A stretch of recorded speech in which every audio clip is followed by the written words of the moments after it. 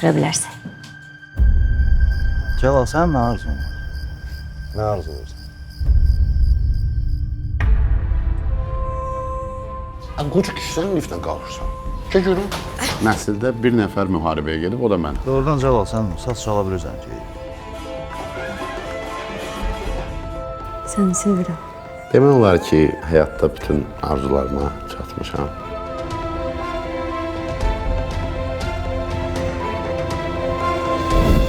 Sizə şurada bir dənə şov göstərəcəm, gəl görəsən.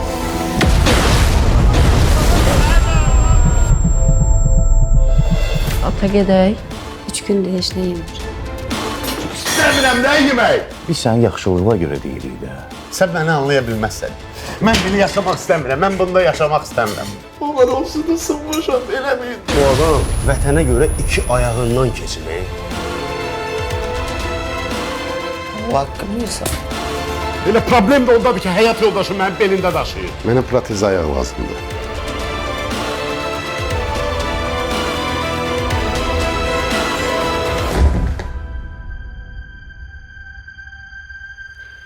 Oradan bir dənə heyva gülü.